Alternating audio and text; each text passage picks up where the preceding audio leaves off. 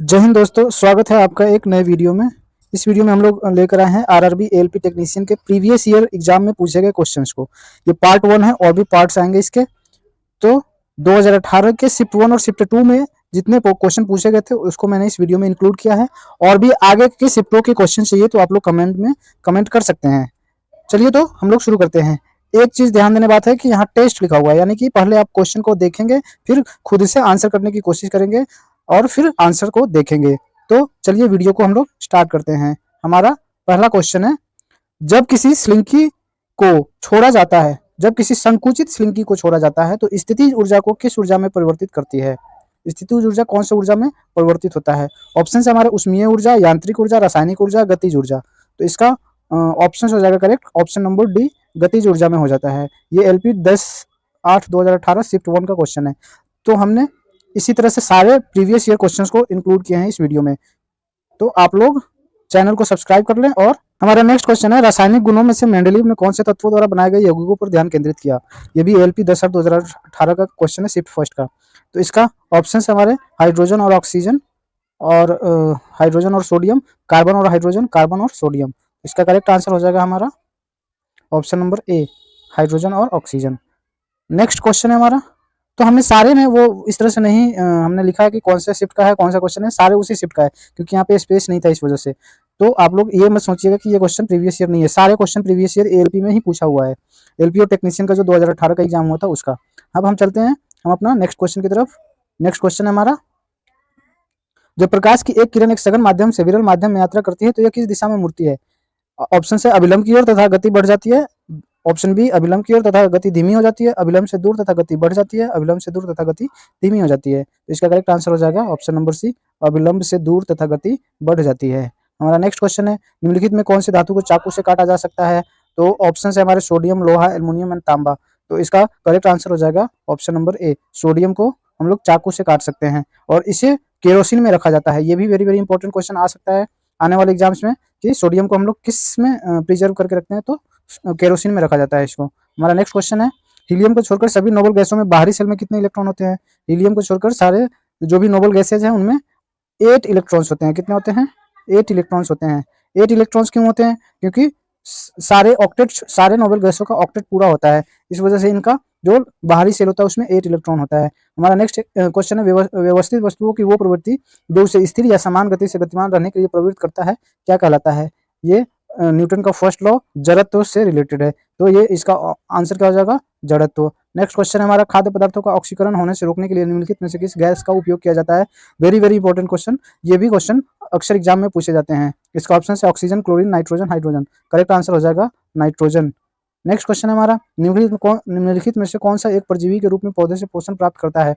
Option है malaria का परजीवी, जू, ब्रायोफाइलम, कस्क्यूटा। तो इसका करेक्ट आंसर हो जाएगा कस्क्यूटा। नेक्स्ट क्वेश्चन है हमारा, ओम के नियम के अनुसार यदि करंट आई बढ़ता है और विभवांतर वी स्थिर रहता है तो क्या होता है? तो ओम्स लॉ में क्या होता है? V is equals to I R. तो बोला जा रहा है आई जो होता है वो बढ़ेगा और V कांस्टेंट रहेगा, तो ये जो R है उस पर क्या इफेक्ट पड़ेगा? तो इसको कम करना पड़ेगा ना, तभी तो ये V क्या होगा? तभी कांस्टेंट रहेगा, तो R कम होगा। तो इससे इसका आंसर कौन सा हो जाएगा? प्रतिरोध अपरिवर्तित रहता है, प्रतिरोध कम हो जाता है, विभवांतर घट जाता है, प्रतिरोध बढ़ता है। विभवांतर से तो हमको कोई लेना देना ही नहीं है क्योंकि यहाँ स्थिर है। प्रतिरोध बढ़ता है, गलत जवाब, ये नहीं होगा, ये नहीं होगा। प्रतिरोध अपरिवर्तित रहता है, ये भी गलत। प्रतिरोध कम हो जाता है, तो ये ऑप्शन नंबर बी हो जाएगा। नेक्स्ट क्वेश्चन है हमारा, डैश बहु विखंडन द्वारा उत्पन्न होता है? प्लाज्मोडियम, राइजोपस, खमीर, प्लेनेरिया। तो इसका करेक्ट आंसर हो जाएगा प्लाज्मोडियम। नेक्स्ट क्वेश्चन है हमारा, प्रोपेन का आणविक सूत्र है, प्रोपेन का आणविक सूत्र होता है C2H6 C4H10 C3H8 CH4। तो इसका करेक्ट आंसर हो जाएगा ऑप्शन नंबर सी। और ये कैसे हुआ? CnH2n+2, CnH2n+2 ये फॉर्मूला होता है अल्केन ग्रुप का। तो यहाँ propane, methane, ethane, propane third number पे आता है, तो C3, और इसमें n के जगह पे 3 रख देंगे तो 3 2 6 + 2 8, C3H8 हो जाएगा इसका आंसर। नेक्स्ट है हमारा, निम्नलिखित में से कौन सा फूल के केंद्र में मौजूद होता है? ऑप्शन है हमारे अंडप, बादल, पंखुड़ियां, पुष्प, केसर। तो करेक्ट आंसर हो जाएगा अंडप। नेक्स्ट क्वेश्चन हमारा, ओजोन के एक अणु में कितने परमाणु होते हैं? तो ओजोन के एक अणु में, ओजोन का फॉर्मूला क्या होता है? O3। तो एक अणु में कितने परमाणु होते हैं? 3। तो इसका करेक्ट आंसर हो जाएगा option number D, option number D, 3। Next question है, फूलों वाले किस पौधे में पत्तियों के मार्जिन के दरारों में कलियां पैदा होती है? ऑप्शन है हमारे ब्रायोफाइटा, गुलाब का फूल, केला, ब्रायोफाइलम। करेक्ट आंसर हो जाएगा ब्रायोफाइलम। नेक्स्ट है, साइकिल की सवारी करते समय निकलने वाली ऊर्जा निम्न में से किसका रूप नहीं होता है? ध्यान देने वाली बात है कि यहाँ पे नहीं, रूप नहीं होता है वो पूछ रहा है। तो उष्मीय ऊर्जा होता है, गतिज ऊर्जा भी होता है, रासायनिक ऊर्जा, यांत्रिक ऊर्जा। तो रासायनिक ऊर्जा नहीं होता है, रासायनिक ऊर्जा नहीं होता है, इसलिए ऑप्शन नंबर सी हमारा करेक्ट हो जाएगा। एक विलयन का पीएच मान 3 है, जब पीएच मान बदलकर 6 हो जाता है तब H प्लस आयन की सांद्रता कितनी हो जाती है? ऑप्शन है हमारा 2 गुना बढ़ जाती है, 3 गुना बढ़ जाती है, 1000 गुना कम हो जाती है, 100 गुना कम हो जाती है। तो 1000 गुना कम हो जाती है, करेक्ट आंसर हो जाएगा। नेक्स्ट है हमारा, ध्वनि हवा में 333 मीटर पर सेकंड की चाल से यात्रा करती है, इस प्रकार 1 सेकंड में 333 मीटर की दूरी किसके द्वारा तय की जाती है? स्रोत, अशांति, कण, रिसीवर। तो इसलिए हमने यहाँ पे इंग्लिश वाले भी ऑप्शंस को यूज किया है, जैसे स्रोत, सोर्स भी यात्रा करता है, तो नहीं, सोर्स कैसे यात्रा करेगा? अशांति, कण, रिसीवर। तो डिस्टरबेंस के कारण ही तो हमारा जो आवाज है हम उसको सुन पाते हैं, किसी की आवाज हम सुन पाते हैं। तो इसका करेक्ट आंसर हो जाएगा option number B. Next question है, महासागरों में मौजूद सवालों की विशाल मात्रा किसका अंतहीन स्रोत उत्पन्न कर सकती है? ऑप्शन है मीथेन, महासागर तापीय ऊर्जा, सागर लहर ऊर्जा, नाभिकीय ऊर्जा। तो इसका करेक्ट आंसर हो जाएगा मीथेन। नेक्स्ट क्वेश्चन है हमारा, H2O2 plus Cl2 2HCl plus O2 अभिक्रिया में, इस रिएक्शन में H2O2 किसके रूप में कार्य करता है? एक अम्ल का काम करता है, एक ऑक्सीकारक का काम करता है, एक अपचारक का काम करता है, एक क्षार का काम करता है। तो यहाँ पे एक चीज देखिए, H2O2 प्लस Cl2, H2O2 से क्या हो रहा है? ऑक्सीजन हट रहा है, निकल रहा है यहाँ से। तो जो ऑक्सीजन को निकालता है, हटाता है, वो क्या होता है? एक रिड्यूसिंग एजेंट होता है, अपचारक होता है। तो इसका करेक्ट आंसर हो जाएगा ऑप्शन नंबर सी, एक अपचारक के रूप में कार्य करता है H2O2। गति का पहला समीकरण किसके बीच संबंध दर्शाता है? तो गति का पहला समीकरण वेग और समय के बीच में संबंध दर्शाता है, करेक्ट आंसर हो जाएगा ऑप्शन नंबर सी। नेक्स्ट है, निर्वात में प्रकाश का वेग कितना होता है?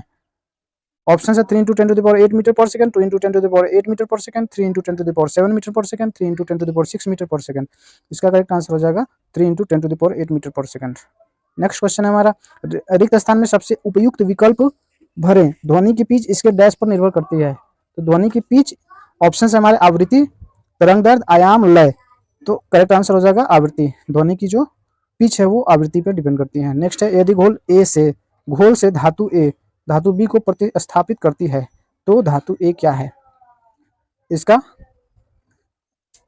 जैसे एक ये है, इसमें बी है और ए भी है, और ये रिएक्शन के बाद क्या कर दिया? बी को हटा दिया यहाँ से। तो बी को हटाने के बाद क्या हुआ कि ए इसमें बच गया। तो ए क्या, कैसा है? बी की तुलना में अधिक प्रतिक्रियाशील है, बी की तुलना में कम प्रतिक्रियाशील है, बी की तुलना में भारी है, बी की तरह से एक समान ही प्रतिक्रिया है। तो इसका करेक्ट आंसर हो जाएगा बी की तुलना में अधिक प्रतिक्रियाशील है, अधिक ताकतवर है, तभी तो उसको बी को प्रतिस्थापित कर दे रहा है, डिस्प्लेस कर दे रहा है, हटा दे रहा है ना? तो बी की तुलना में अधिक प्रतिक्रियाशील है। नेक्स्ट क्वेश्चन, नहीं, 22 क्वेश्चन था ये टोटल। अब आने वाले पार्ट में हम लोग और भी क्वेश्चंस को डिस्कस करेंगे। तो ये रहा आज का वीडियो। अगर वीडियो अच्छा लगा हो तो लाइक कर लें और आने वाले वीडियो के लिए चैनल को सब्सक्राइब कर लें। Thank you.